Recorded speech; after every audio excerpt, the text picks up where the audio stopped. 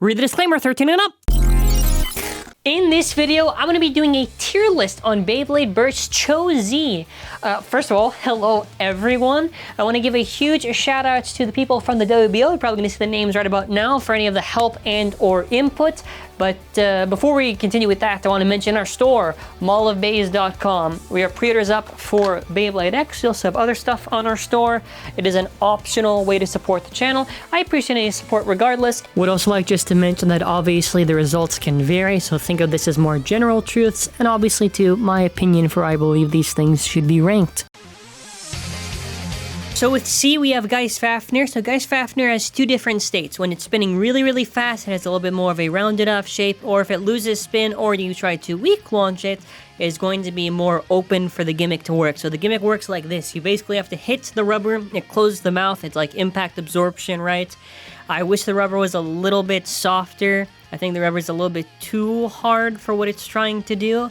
But aside from that, as an equalizer, it just does, you know, an okay enough job. Hell Salamander outclasses it both for, I would say, general use for just being an equalizer, I would say, because it covers more ground overall. And plus, too, Hell Salamander absolutely murders Geist in stamina, like no contest at all. Geist also gets clapped by Bloody Longinus, and against any of the upper tier right spin attack stuff, they can either pummel Geist and KO it really badly, or they could burst it, so either or, it's pretty weak where it is. Hazard Kerbeus is the gimmick of kind of like a chain deflection. You're supposed to push it in, and I guess they were trying to go for like impact absorb and kind of like counters or whatever to like take that hit in. In reality, it's like terrible for defense. The only good combination is Hazard Kerbeus on 7 Dagger Extreme Dash because of the fact it's able to utilize the dagger frame's shape and be able to kind of be effective enough for attack. It's not crazy consistent, but it was usable, but either way, it wasn't too impressive for how consistent it is. For basically every of the fusion stuff, Eclipse, Apollo, Artemis, all that stuff, they all suffer from the exact same issue. They have too much recoil for stamina and defense use, and too little recoil or like attack potential when trying to use it for attack, so they just suck all around. They're not really have a specific use for it, they just have bad shapes. You have Z Achilles, which is kind of a very unique contact point. They're kind of sloped a little bit down, which kind of reminded me in a sense of kind of like Longinus. It does have some decent attack potential at the start of Chozetsu. The issue is that Winning Valkyrie literally exists, so this thing literally just could not live that long at all.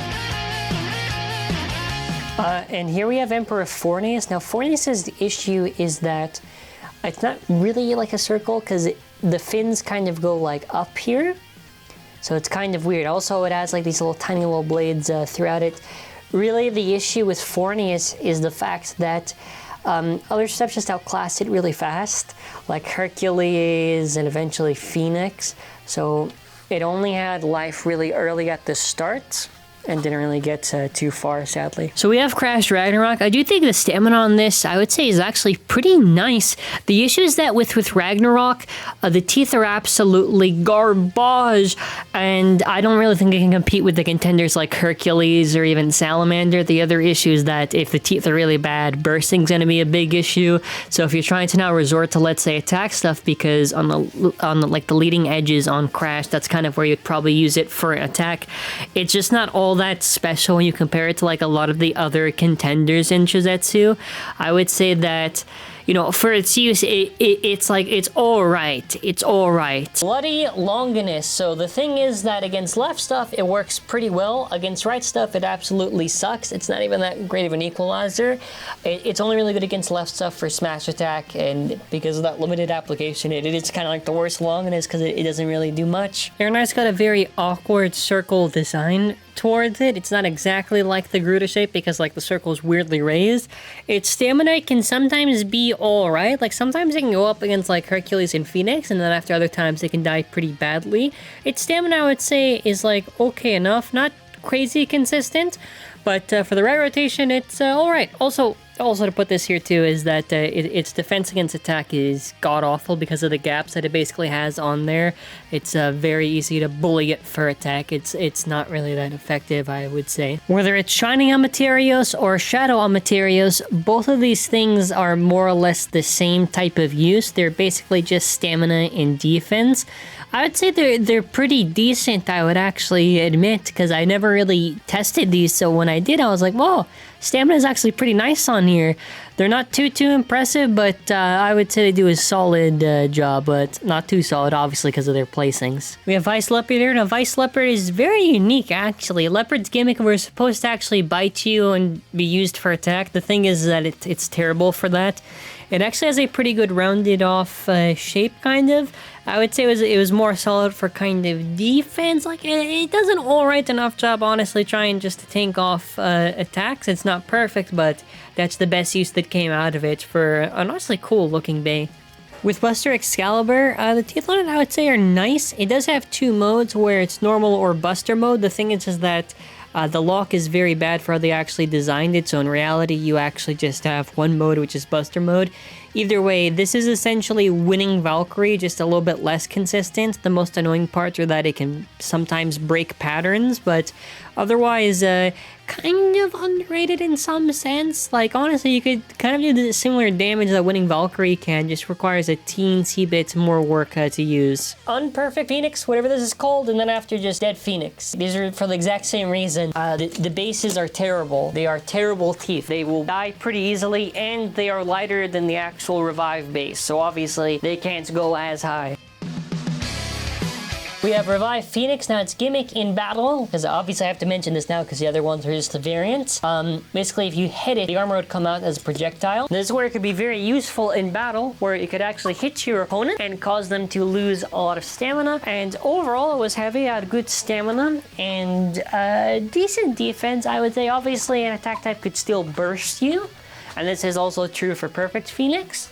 But still, I would say it was very, very solid for what it was able to do. Now, Orb Aegis. So the thing is with this, it's not really defense, I want to say, is where I have this like so crazy high up here. Orb has solid stamina and can be a good destabilizer, but I would say it is kind of worse than Hercules, but you could still potentially beat a Hercules with this. It also did like these metal ball things, but we then have to have Dead Hades. Now I want to put up a picture of what we could have gotten with Dead Hades, and I want you to know that we got robbed.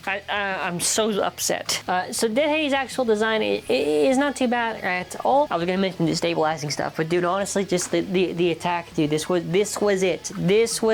This is a very solid layer, I would say, for attack. It does the job done with these scythes here. If you want to go to combo like Dead Hades, like Zero Expand Extreme Dash works pretty well because it works with the shape of Hades and the expand frame to do some nice KOs. Now, here we have both Valkyries. So first, let's cover Cho-Z Valkyrie first. This is the evolution from winning Valkyrie. Now, the idea is this is its normal shape.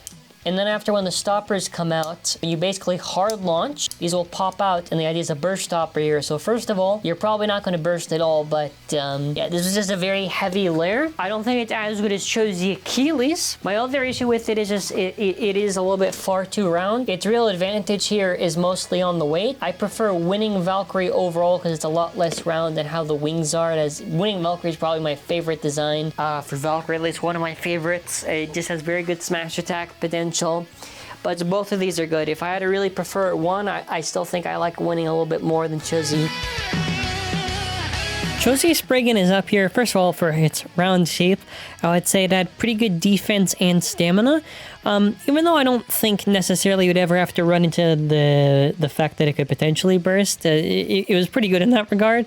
But what was really more interesting was the combination you could really use with it, which would have been zero wall bearing. So with these combination of parts, it's essentially why it would be so like versatile, because you basically have it where in both spin directions it'd be a good enough equalizer, and Honestly, it's a very top contender for a very, very long time for those attributes that it just had. We have Air Knight, but this time if it is battling against left spins, so right versus left, yeah, it's a good equalizer. It has a good enough shape where it can be pretty effective, man. Now, speaking of which, Hell Salamander. So with Hell Salamander, there actually is 2 modes. There is 10-bladed, which I prefer this for stamina because it deals it around. There is the option for the other mode, though you might not notice too much of a difference, but still just to mention. You then have to get to like 5-bladed. Now, this is where it gets a little bit more aggressive, and there's a little bit more recoil because of the gaps here, but yeah, it's Archer Hercules. Now the gimmick was basically when you hard launch, these push out. Okay, basically it had very good defense, very good stamina, good for same, and good for equalizing. Dude, it's just a very solid layer.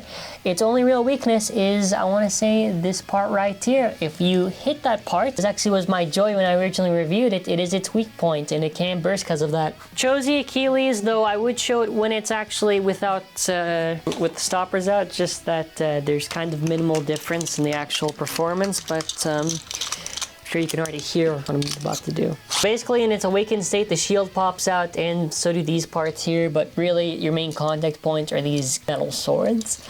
So this is when Cho-Z Achilles, and Achilles in general, was at its peak. It was extremely good for attack for its weight in shape, and I think was probably one of my favorites. I know that the teeth weren't like too crazy, like this was not like Z Achilles locks, but still it's pretty rad. Lastly, you probably have like the godfather of all Cho-Z layers, Perfect Phoenix. Now what can I say, man? This basically does everything that Revive could do, but a lot better. Insane stamina. That's the best way I can put it. If you want the reputation, it was very, very good for stamina. Its weakness was only like for the attack step, because obviously if this comes out, this is vulnerable.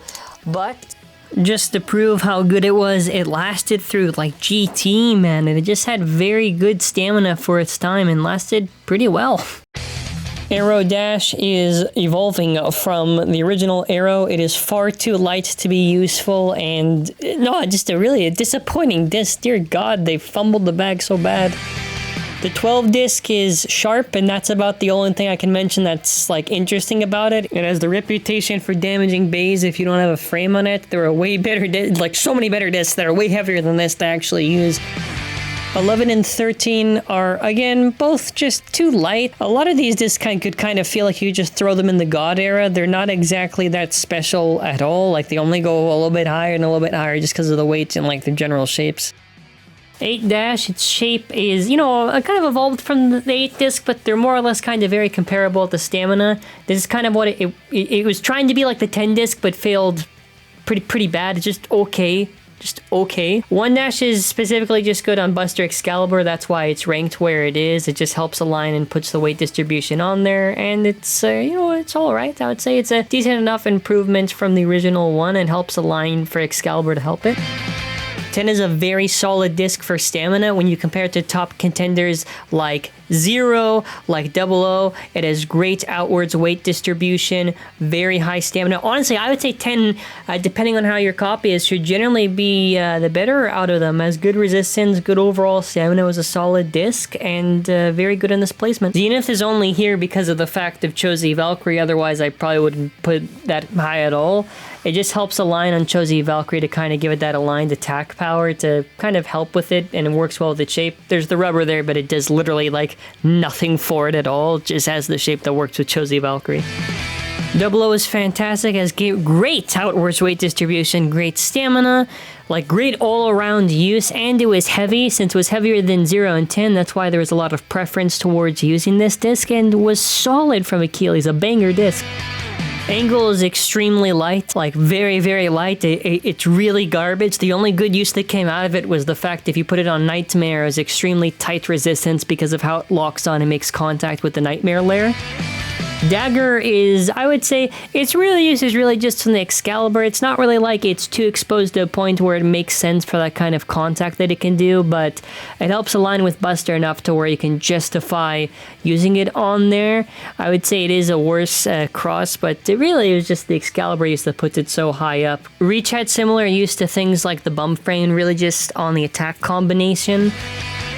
For both lift and turn, I want to say lift was a little bit more in the attack use, turn was more all around the use, and of course it was a flip frame, so depending on where you had it, either it would be placed a little bit lower to the ground or up, but yeah, both of these were pretty solid frames for the use they were able to give during their time with Cho-Z. I want to see more turn than lift.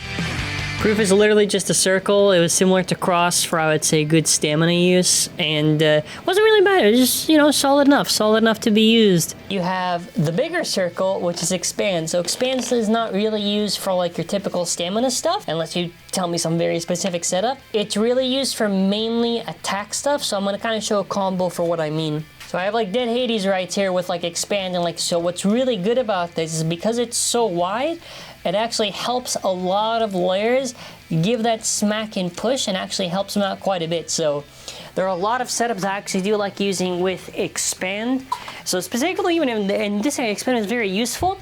And also later on in the GT era, this was very useful as well on setups on Imperial with Destroy Dash using the expand frame. So it very much covered a lot of ground. Now wall is also an S, but wall is only an S because in the context of Cho-Z, this was a frame that you could use with bearing very well because it hangs low. It was the only real use you would have it for. Quest. Now Quest is technically the best pure defense. It has a suction cup and a free spin bearing to it. Now the idea is it's basically supposed to hold itself and try to like have that defense. I love this driver to death, but in terms of competitive ranking, I can't give it that high.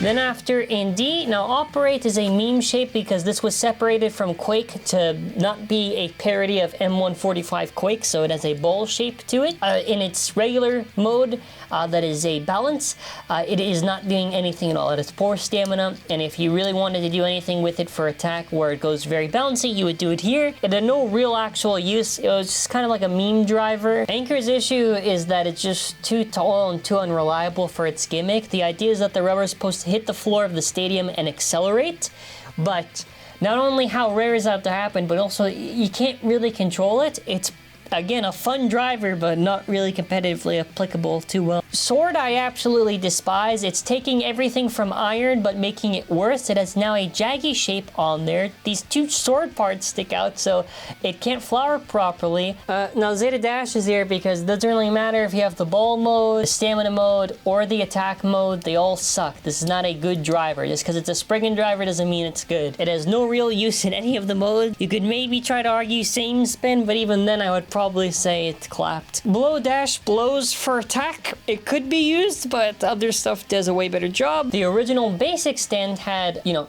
two different height changes, right? But it's basically just a glorified fusion, so basic stand is kind of useless. It's only really useful when it got its upgrade.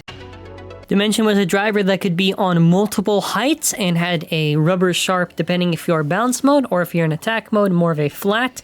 The issue is that the rubber just wears down very, very quickly, so you can't even use like the rubber sharp mode.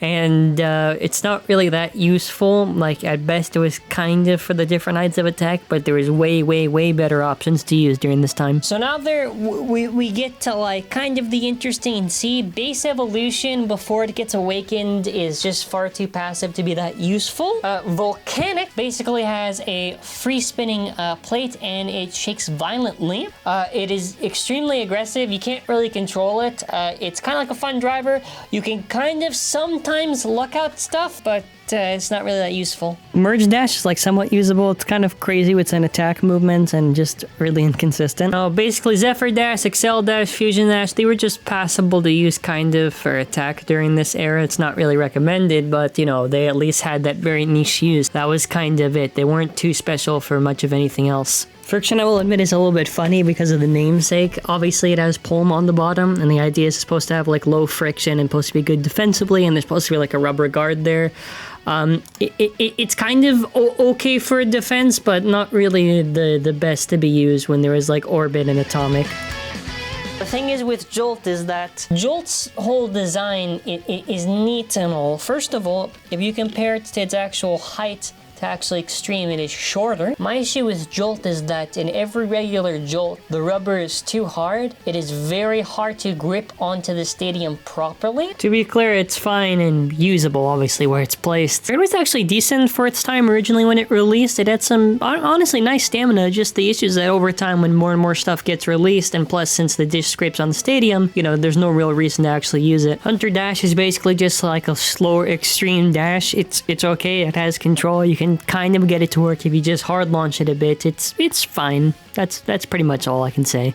Also in B, you just have Awakened Evolution. Even though I think Awakened Evolution is kind of capped on how it can be used, the whole idea with this is just that now it's even more aggressive. It can't be really controlled like variable. I mean, it's a little bit easier than variable, I guess, but it was just all right for its height and everything just to be, you know, used. Now, Absorb is in B kind of just because it's too inconsistent. So first of all, unlike Nothing, there's a double tap to it for a little bit of a bounce. The issue is that when you hard launch, it compresses and it goes too fast out in the stadium, so it becomes only useful on opposite spin, and even then, it's very niche use and got outclassed fast.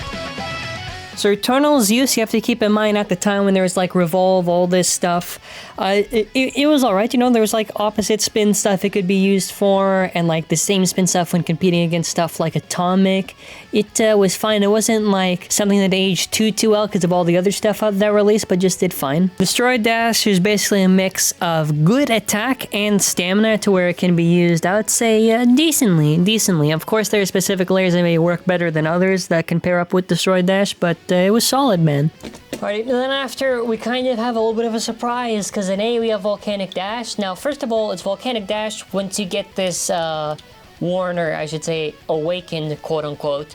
Basically what happens is that, the free spin goes nuts, obviously with a flat surface. You pair this up with the outer disc, and then after you pair that up with Perfect Phoenix, and you have a recipe for disaster towards other bays. You're basically going to have like extremely high stamina, dude. The setup just worked really well, where it just had extremely high stamina, and I think it was actually one of the best actually combos to use for Perfect Phoenix for a long time. Jolt Dash is a dash variant of Jolt, so obviously it's tighter, it has to go up, and also that the rubber is a lot easier to grip than the original, so fair enough. Extend Plus is a driver that features 3 different modes: Stamina, Defense, and Attack. You never use Attack because it's absolutely trash. Defense you would use in opposite spin battles for equalization. And overall, Extend Plus has great life after death and stamina potential, extremely high, and lasted such a long time.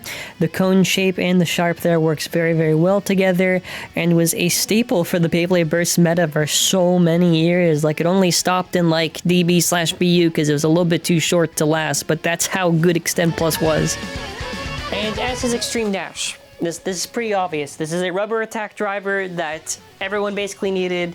So obviously, yeah, it makes sense.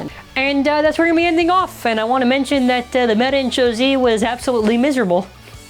Yeah, too much stamina. Too much stamina where it kind of creeped off each other. Definitely there was a lot of useful attack, but it definitely did feel like the era was like kind of leaning towards heavy on like the stamina and equalization stuff. But yeah, fair enough. I only got a bunch more left from Burst to do tier lists on, so Alrighty, well, thanks for watching. Have a wonderful day and bye.